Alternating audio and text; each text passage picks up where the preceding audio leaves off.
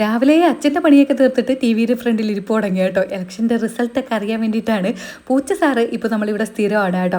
ഇടയ്ക്കിടയ്ക്ക് അമ്മ ഓടിച്ച് വിടുമായിരുന്നു. ഇപ്പോൾ അമ്മയ്ക്ക് പാമ്പിനെ ഭയങ്കര പേടിയായതുകൊണ്ട് ഇവിടേക്ക് നിന്നാലും ഒന്നും പറയൂല കേട്ടോ. പാവം പൂച്ചയുള്ളത് നമുക്ക് ഇത്തിരി ധൈര്യമൊക്കെ ഉണ്ട്.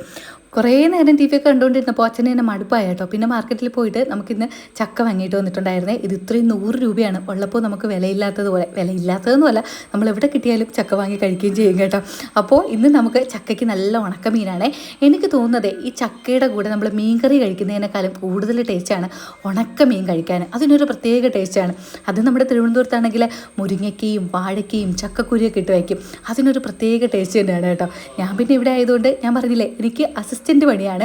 അപ്പോൾ അരിച്ചിലും പറക്കലും ഒക്കെ ചെയ്തു കൊടുത്തു. പിന്നെ നല്ല മണം, അടിപൊളി മണമായിരുന്നു കേട്ടോ. ഉണക്കമീൻ തിളച്ച് വരുമ്പോൾ നല്ല ടേസ്റ്റ് ആയിരുന്നേ. അങ്ങനെ മീനൊക്കെ വെറ്റി കഴിഞ്ഞപ്പോൾ അടുത്ത് പിന്നെ ചോറ് വാർത്ത് വെച്ചതാണ്. അതിൽ ചെറുതായിട്ടൊരു വെള്ളമയം ഉണ്ടെങ്കിൽ അമ്മ അതിനെ ഇങ്ങനെ ചൂട് കയറ്റി വെക്കും കേട്ടോ. അങ്ങനെ അതും വെച്ചു. അതിനുശേഷം നമുക്കിന്ന് ചീരത്തോരനാണ് കേട്ടോ. അതും ചക്കക്കുരു ഇട്ട ചീരത്തോരൻ.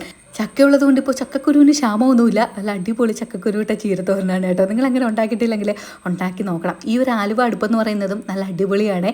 ഒരെണ്ണത്തിൽ കത്തിച്ചാൽ മതി, അപ്പുറത്തേന്ന് നല്ല ചടപടാന്ന് തീ വന്ന് പെട്ടെന്ന് നമുക്ക് പാചകം കഴിയും. അപ്പോൾ നല്ല അരപ്പൊക്കെ ഒഴിച്ചു വെച്ചു. അത് കഴിഞ്ഞിട്ട് ചക്കക്കുരുവും ചീരയും കൂടെ തോരനാക്കി. അത് കഴിഞ്ഞ് പണിയൊക്കെ കഴിഞ്ഞപ്പോൾ നമുക്ക് ചെറുതായിട്ട് വിശപ്പ് വന്നു. ഇന്നലെ നല്ല പഴുത്ത ചക്ക കിട്ടിയ കേട്ടോ. കിട്ടിയതല്ല, നമ്മൾ ഇവിടുത്തെ ചക്ക തന്നെയാണ്. അത് നല്ല പഴുത്തിരിപ്പുണ്ടായിരുന്നു. അങ്ങനെ ചക്കയൊക്കെ മുറിച്ച് ഞങ്ങളൊക്കെ കഴിച്ചിട്ട് ഉച്ചയ്ക്കൊരു കുളിയൊക്കെ പാസ്സാക്കിയിട്ട് വന്ന് ഇനി നല്ല ഫുഡടിയാണ്. കുറച്ച് ചോറെടുത്തു. എൻ്റെ അമ്മോ, ചക്കയാണെങ്കിൽ നല്ല വെണ്ണ പോലെ വെന്ത് നല്ല അടിപൊളി. എനിക്കിങ്ങനെ കുറച്ച് ലൂസായിട്ടിരിക്കണം. പിന്നെ ചീര തോരനെടുത്തു. ഇനി ആ ചക്കയുടെ പുറത്തിലോട്ടെ ഒട്ടും കുറയ്ക്കാതെ തന്നെ കറി അങ്ങ് വാരി കോരി ഒഴിക്കണം. എനിക്കാണെങ്കിൽ അങ്ങനെ കഷ്ണം വേണമെന്നേ ഇല്ല. ഈ വാഴയ്ക്ക് കഴിക്കുമ്പോൾ തന്നെ ആ ഉണക്കമീനിൻ്റെ ടേസ്റ്റും അങ്ങ് കിട്ടിക്കോളും കേട്ടോ. അത് നമ്മുടെ തിരുവനന്തപുരംകാരുടെ സ്പെഷ്യലാണ് ഈ വാഴയ്ക്ക് ഇട്ട ഉണക്കമീൻ കറി. എൻ്റെ പൊന്നോ, ആ ചക്കയിൽ കൂടെ ഇതൊക്കെ കുഴച്ചൊന്ന് കഴിക്കണം മക്കളെ. എൻ്റെ അമ്മേ, പറഞ്ഞറിയിക്കാൻ പറ്റാത്ത ടേസ്റ്റാണ് കേട്ടോ. ഇനി ഇച്ചിരി ചീര തോരനും ആ ചക്കയും ഉണക്കമീനൊക്കെ ചോറിൽ കൂടിയിട്ട് കുഴച്ച് ഒരു പിടിയൊക്കെ പിടിക്കണം. ഇത് ഉണ്ടാക്കി നോക്കണം, അപ്പോൾ അറിയാൻ ടേസ്റ്റ്.